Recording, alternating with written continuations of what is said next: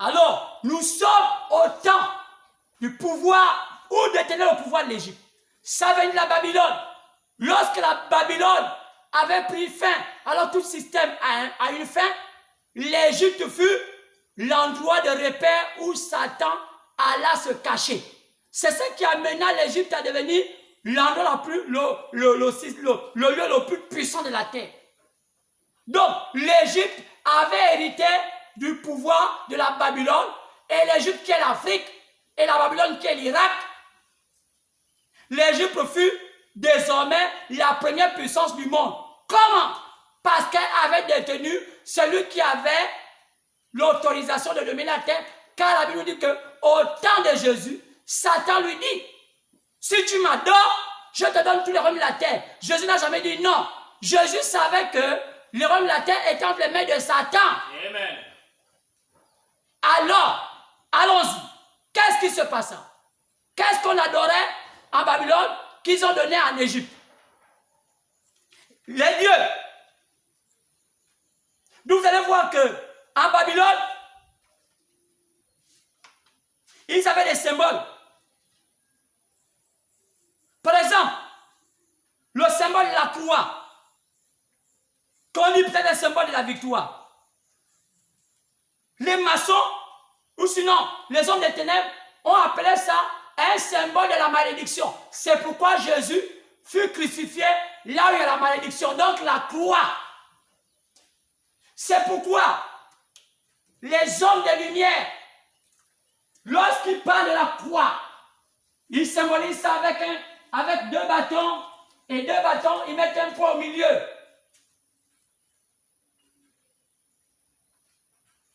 Pour dire que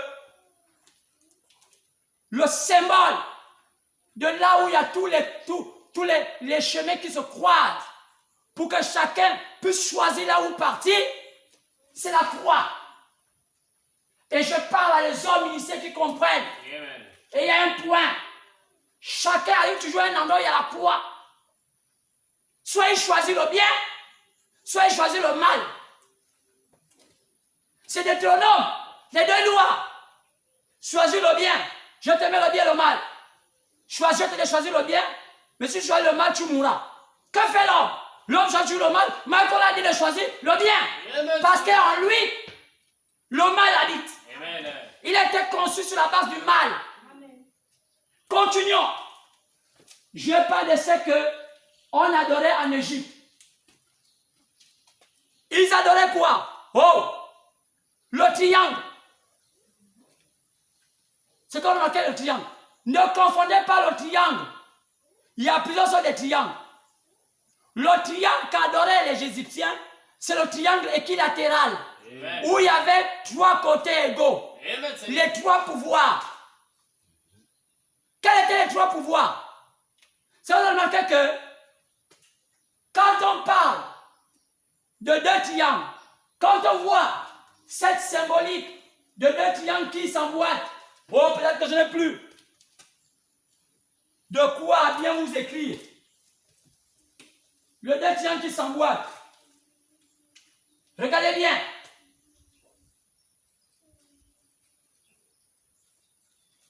Regardez bien. Ça, c'est David qui avait dessiné ça. Mais pourquoi les francs-maçons ont repris ça? Parce que ça les rappelle aussi leur triangle. David avait une autre vision de ça. C'était l'époux qui s'emboîtait dans l'épouse. Amen, Seigneur. Quoi c'est? Tu es le temple du Saint-Esprit. Amen. Le Dieu Tout-Puissant va habiter en toi. Amen, Seigneur. Dieu Tout-Puissant qui est venu en forme d'un triangle qui est l'homme. Quand le triangle c'est l'homme. Et toi qui es sur la terre qui est aussi l'homme. L'emboîtement de Dieu avec toi change ta vie. Amen. Donc, que font les francs-maçons? Ils ont imité ça. Parce que ça se fait aussi en Égypte. Parce que c'est l'histoire du compas. Il y a l'équerre, le triangle équilatéral. Je ne sais pas de oui. Et il y a aussi le compas. Regardez bien le compas.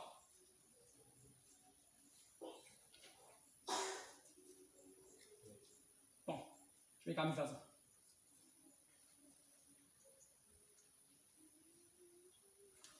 C'est qu'on remarque que la loge maçonnique a ce symbole-là.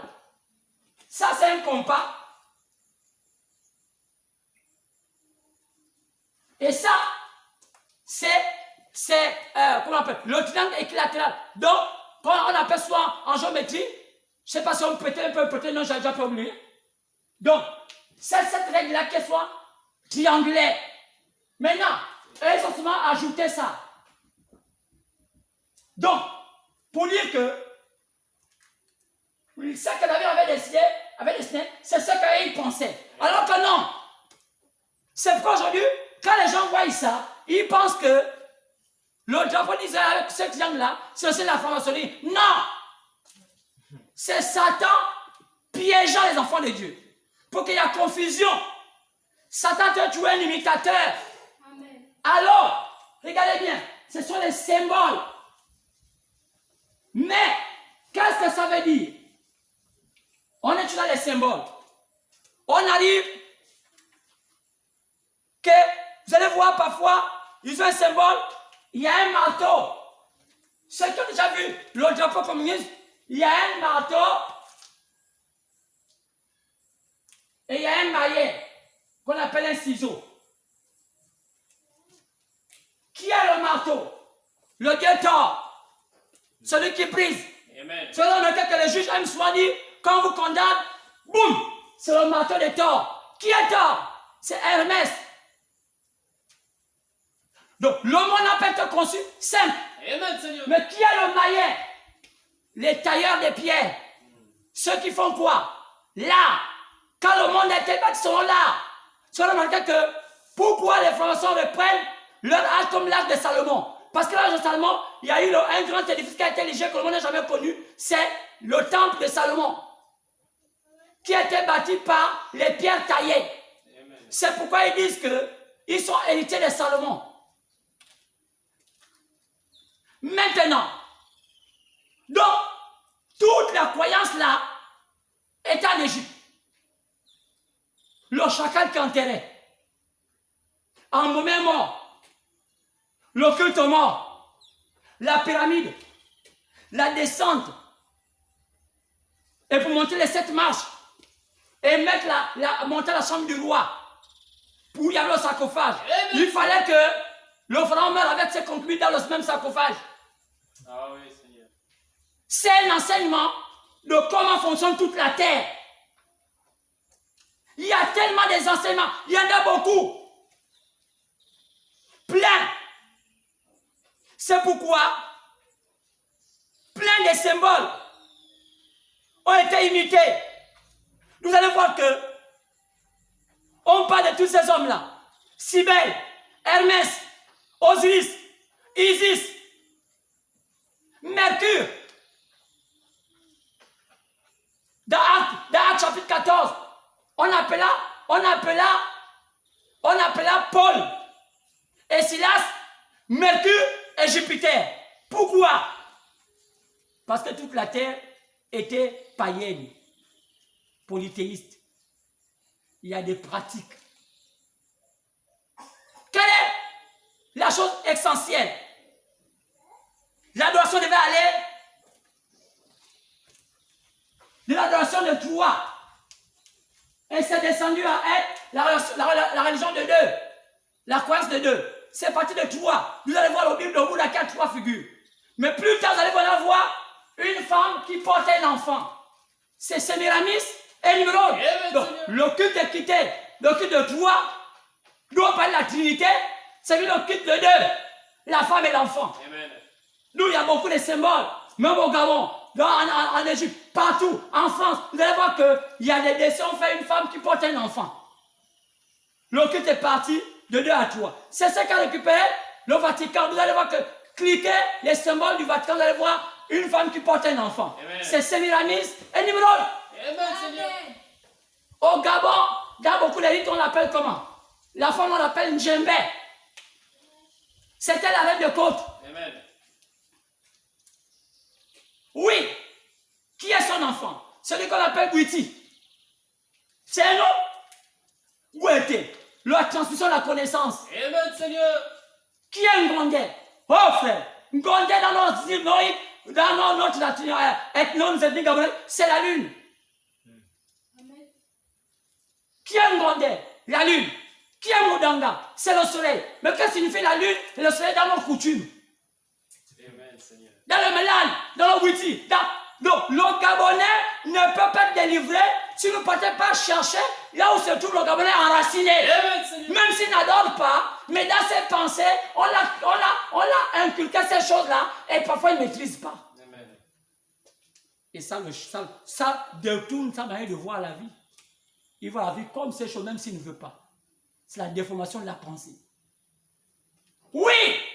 Alors, c'est pourquoi j'ai remarqué que l'adoration est restée maintenant à la mère et au fils. Après que ça est descendu du père, la mère et le fils, c'est l'adoration de la mère et du fils.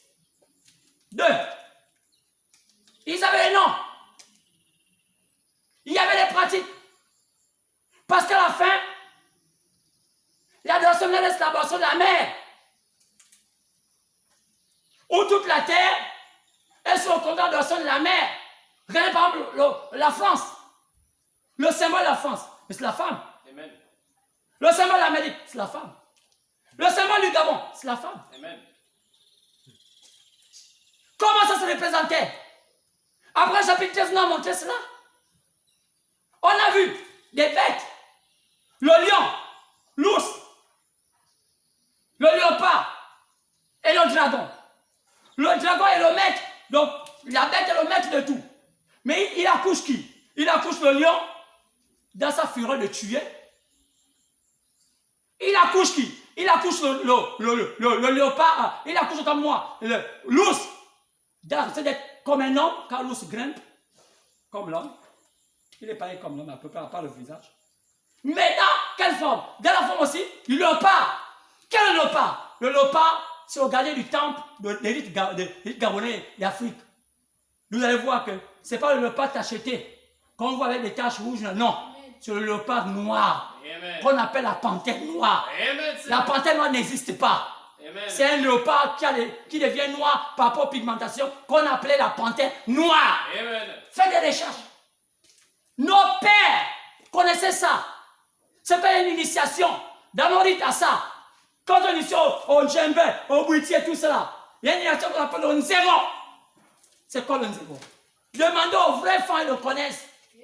Maintenant les Gabonais, oh non, quand tu es sorcier, arrêtons. L'Égypte adorait ça.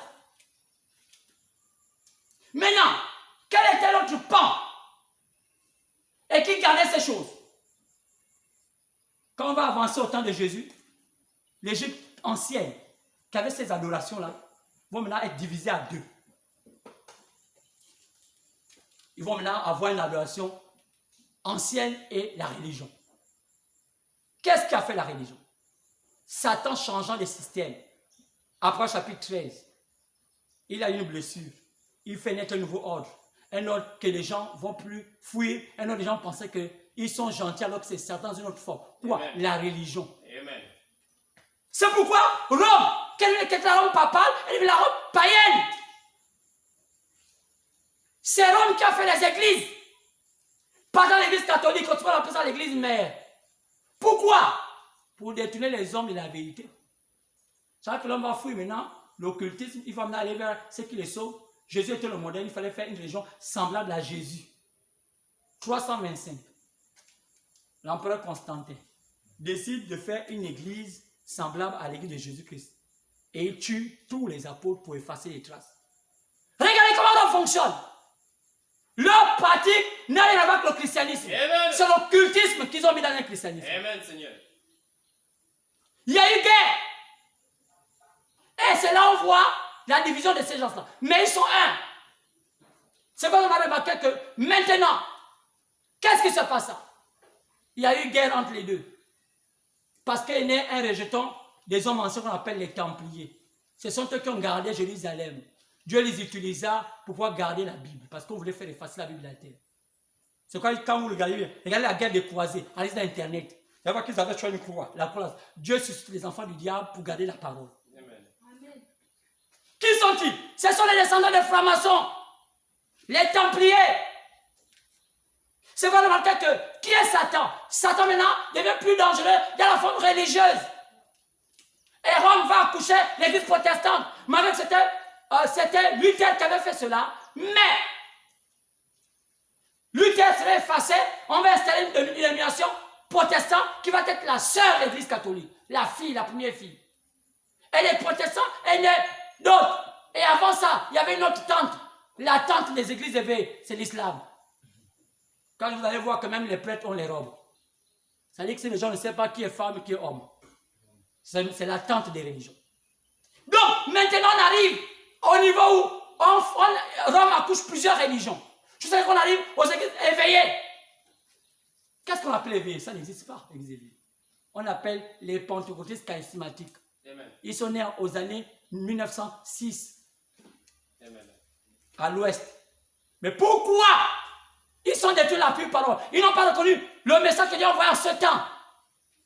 Parce que l'Occident n'a pas voulu que l'homme puisse connaître la vérité de la parole. Mais qui fait ça? Le Vatican. Peut-être que mercredi, je viendrai encore sur ça.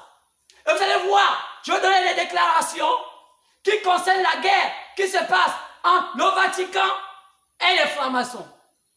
Qui est-ce qui amène aujourd'hui les gens à dire que ce sont les formations qui sont Illuminati, qui sont la marque de la bête? C'est l'église catholique. Pourquoi? Parce que nous sommes au temps de Joseph. Dieu a bloqué tous les pouvoirs pour qu'on ne persécute pas l'église. Chacun libre à dire ce qu'il veut dire. On appelle ce temps-là le temps de la Odyssée. Amen. Le temps des droits des peuples. Amen. Il y a une puissance qui bloque tous les hommes du mal pour que même quand tu pêches, on ne te fait pas du mal. Quoi c'est? On appelle ce temps la liberté. C'est qu'on appelle ça le temps de Joseph. Au temps de Joseph aussi, Joseph qui dominait la terre. Il y avait la liberté. Tout était sur le compte de Joseph. Qui est Joseph? Jésus qui est sur le niveau élevé. Il contrôle la terre et tout le monde est bloqué. On se connaît, manger, boire, on prie. Jusqu'à ce que quelque chose se termine. Mais, qui est le danger? Rome et tous les systèmes d'église. Parce que les francs-maçons n'ont rien à voir avec les églises. Ils ne croient pas aux églises. Ils ne se battent pas contre les églises. Mais je vais vous montrer même quelques écritures. Là, vous allez voir qu'ils s'inspirent de beaucoup de versets bibliques pour pouvoir enseigner leurs adeptes. Nous, quand ils initiaient un nouveau franc-maçon, ils mettent l'équerre, le compas, ils mettent ça sur la Bible. Pourquoi mettre ça sur la Bible? Pourquoi pour eux, Salomon est le grand maître? Qui était Salomon? Pas un enfant de ténèbres. Même s'il pécha, mais c'était un enfant de David. Amen. Mais pourquoi les maçons basent leur croyance sur Salomon? Parce que pour eux, Salomon était un modèle. Et Salomon avait recruté encore appelé Hiram. Qui était Hiram? Le bâtisseur, le maître du ciseau.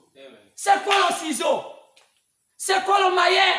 Le maître sur le petit marteau que les gens qui font les lits là, tapent soit arrangés un peu. Lorsqu'ils font les lits, ils veulent faire. Pourquoi? Maintenant, qui est le danger? Le danger, ce ne sont pas les francs-maçons. Et la Bible dit, d'abord chapitre 17, que Dieu va susciter une partie de la corde de la bête pour détruire la grande prostituée. Qui est la grande prostituée? L'église catholique. Et ses enfants, les protestants, les pentecôtistes, les musulmans, tout, jusqu'aux éveillés. Qu'est-ce qu'il va faire naître? Il va faire naître une église qui n'a ni tache ni ride. Par quoi? Par la pure parole. Amen. Alors, c'est là où les choses vont se gaspiller. Alors, mercredi, revenez et écoutez la suite. Car c'est une histoire qui vous regarde. C'est une histoire qui vous concerne. Amen, Seigneur. Celui qui entend ma voix n'en décide pas son cœur. C'est le temps de te repentir et revenir à Dieu. On se retrouve mercredi si Dieu le veut. Que Dieu te bénisse.